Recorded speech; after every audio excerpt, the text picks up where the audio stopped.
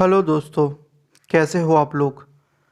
आज की सारी स्टोरीज हमें हमारे सब्सक्राइबर्स ने भेजी है। ये वीडियो एक स्पेशल वीडियो होगी क्योंकि जो भी हमारे स्पेशल फैंस हैं उन्होंने हमें ये स्टोरी भेजी है। तो उम्मीद करता हूँ कि आपकी स्टोरीज पसंद आएगी।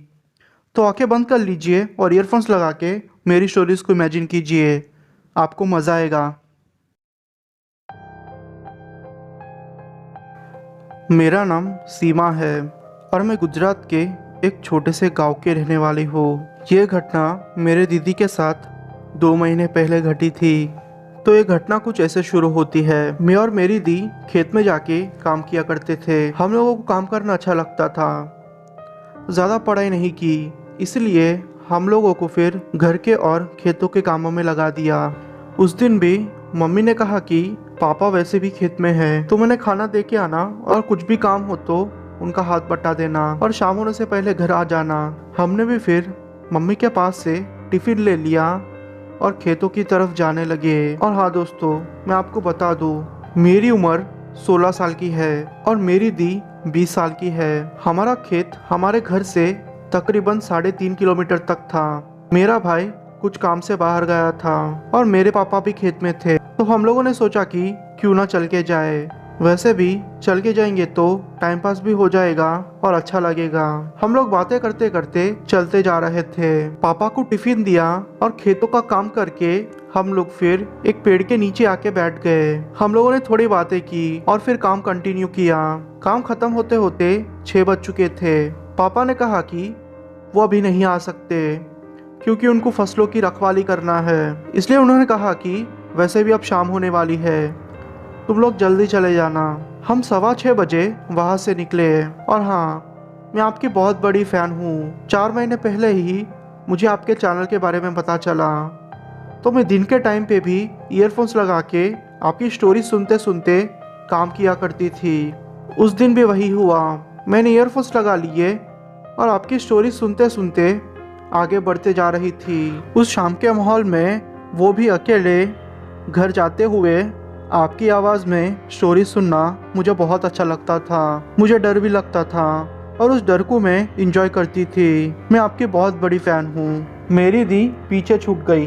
तकरीबन 2-3 मिनट तक मैं ऐसे ही आगे बढ़ती गई। मुझे ख्याल ही नहीं रहा कि मेरी दी पीछे छूट गई है। ये तो अचानक से मुझे ऐसा फील हुआ कि मेरे पीछे से ही कोई गुजरा हो। मैंने जब पीछे मुड़ के देखा तो मेरी दी के बाल खुले हुए थे और वो ऐसे ही अपना सर नीचे रख के खड़ी हुई थी। और मैं आपको बता दूं, हम गुजरात के लोग ऐसा मानते हैं कि अगर कोई जंगल जैसा एरिया हो या फिर कोई खेतों जैसा एरिया हो, वहाँ पे कांटों के झाड़ हो और फिर बाकी कुछ ऐसे झाड़ हो और ऐसे झाड़ हो जिसे हम ठीक नहीं मानते, हम लोगों का ये सोचना है कि वहाँ पे भूतों का वास होता है। इसलिए घर की लड़कियों को कहा जाता है कि वो अपने बाल खुले ना रखे, वो हमेशा अपने बाल बांध के ही रखे जिससे कि कोई प्रॉब्लम ना हो। 2 पल के लिए मैं बहुत डर गई थी क्योंकि मुझे कहीं ना कहीं ये आभास हो गया था कि मेरी दी के साथ क्या हुआ है। मैं अब मेरी दी के पास भी जाना नहीं चाहती थी, पर फिर भी क्या करती, मेरी दी थी। मैं उनके पास गई और उनको छूने की कोशिश करने लगी। उन्होंने अचानक से मेरी तरफ देखा। वो गुस्से से मेरी तरफ देख रही थी और मुझसे कह रही थी, चले जा यहाँ से, मुझे यही रहना है। मेरे बच्चे हैं पीछे, मेरे बच्चे मेरा इंतज़ार कर रहे हैं। वो यही बात रिपीट करते जा रही थी।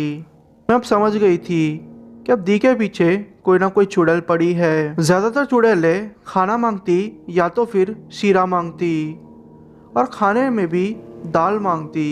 कई चुड़ैल ऐसी भी होती है जो हमेशा खाने में प्याज मांगती है। और कहा जाता है कि अगर उन चुड़ैलों को उनके मन का खाना दे दो तो वो वापस चले जाती है। डी ने अचानक से जोर की चीख मारी।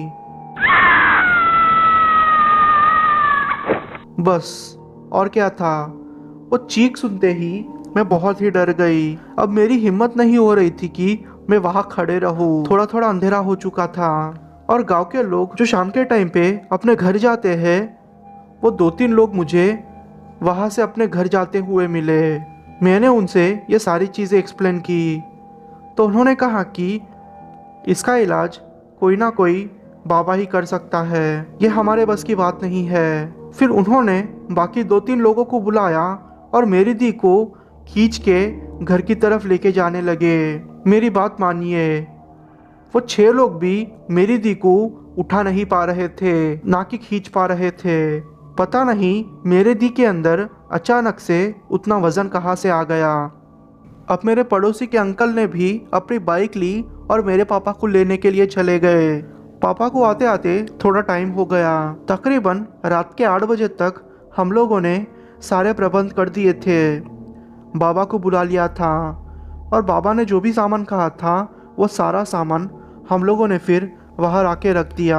मेरी मम्मी बहुत रो रही थी क्योंकि हाल ही में ही मेरी दी की सगाई हुई थी और हम लोग नहीं चाहते थे कि ये सारी चीज़ों की वजह से मेरी दी की सगाई टूट जाए। मेरे पापा भी रो रहे थे। 4 घंटों तक दी का झाड़ फूक किया गया, पर फिर भी दी के ऊपर कोई भी असर नहीं हो रहा था। वो हंसते हंसते ये कहती कि चाहे कुछ भी हो जाए, वो भी शरीर को छोड़ के नहीं जाएगी, जिसे जो करना है कर लो। वो कह रही थी कि उसे शीरा चाहिए और वो भी घी में लथपथ। बाबा ने फिर 2-3 थप्पड़े मारी, फिर भी वो हंस रही थी। बीच में वो रो भी लेती थी।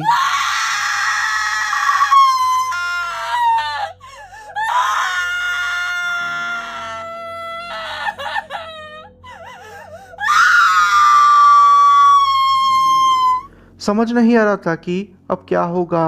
उन्हें देख के मेरी हालत इतनी खराब हो चुकी थी कि मैं आपको कह नहीं सकती। उस बाबा ने भी अब हार मान ली थी। उन्होंने दूसरे बड़े बाबा को बुलाया। वो बाबा इस बाबा के गुरु थे।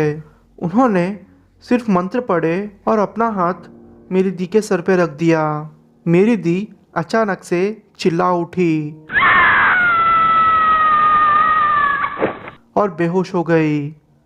जब उनकी आँख खुली तो वो नॉर्मल हो चुकी थी। उन्हें नॉर्मल देख के हम लोगों को अच्छा लगा। बाबा ने कहा कि इस औरत की मौत 4 साल पहले हुई थी और उसी झाड़ के नीचे बैठती थी। उसका पति उसे बहुत मारता था और एक दिन उसके पति ने उसके बच्चे को मार दिया और उसे झाड़ के नीचे फेंक दिया। किसी ने भी उस औरत की मदद नहीं की। फिर उस औरत ने भी एक दिन उसी झाड़ के नीचे अपना दम तोड़ दिया और ये सारा वाकया पूरे गांव वालों को पता है।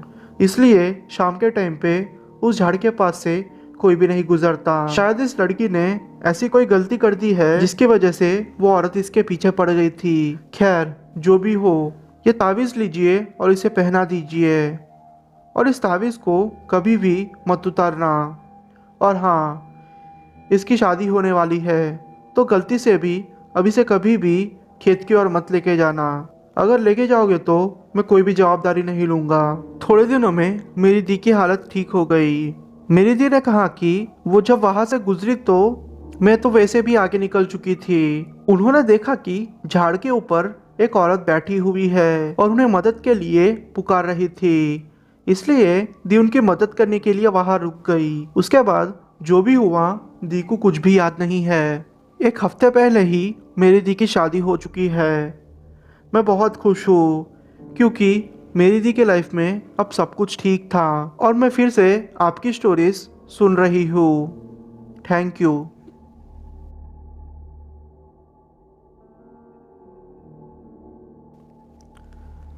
मेरा नाम अनमोल है और मैं भोपाल का रहने वाला हूँ। यह घटना मेरे साथ तब घटी जब मैं अपनी फैमिली के साथ फार्म हाउस में गया था।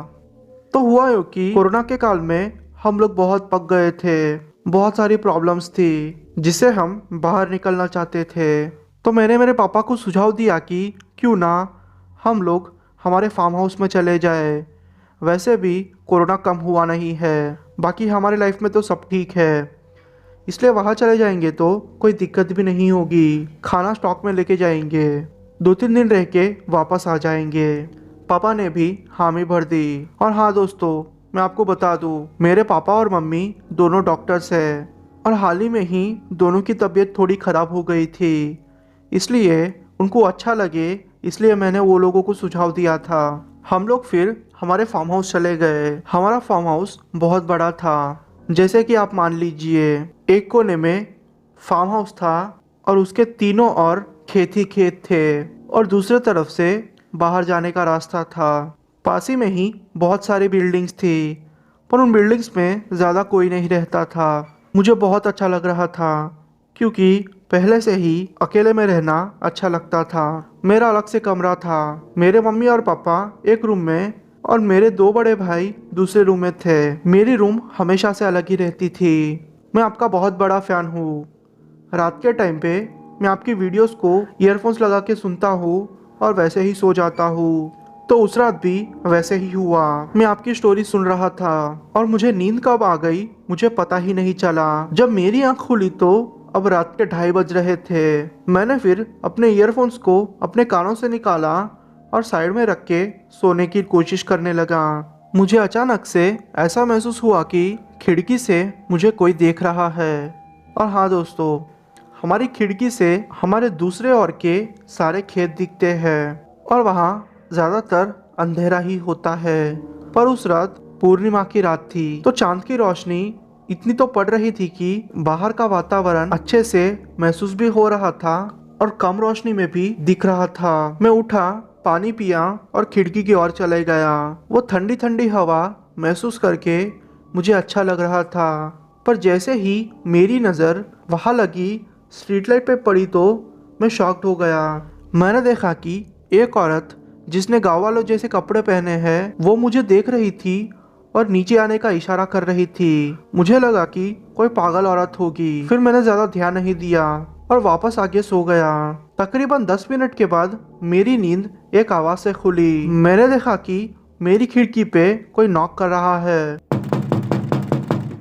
और हाँ दोस्तों, सोने से पहले मैंने खिड़की को बंद कर दिया था। मैंने जब आंख खोल के देखी तो मैं शॉक्ड हो गया। मैंने देखा कि वही औरत अब नॉक करके मुझे बाहर आने का इशारा कर रही है। मैं बहुत डर गया था क्योंकि जिस फ्लोर पे मैं सोया था वो फर्स्ट फ्लोर था और वहाँ चढ़ने का कोई भी रास्ता नहीं था। वो औरत का रूप अब धीरे धीरे बदलने लगा। मैं जोर से चिल्लाया।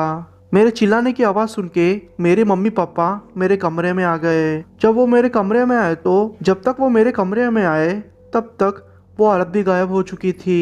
मैंने उनको ये सारी चीज़ें बताई तो उन्होंने कहा कि इन सारी चीज़ों पे ज़्यादा ध्यान मत दो, ये सिर्फ तुम्हारा भ्रम है। हमारे फार्म हाउस में जो भी काम करते थे उन काका के पास मैंने जाके ये सारी चीज़ें बताई तो उन्होंने कहा कि एक पागल औरत थी जिसकी मौत थोड़े ही दिन पहले हुई है और वह सारे लोगों को ऐसे ही सताती है। गनीमत यह है कि तुम्हारी जान बच गई और तुम्हें कुछ नहीं हुआ।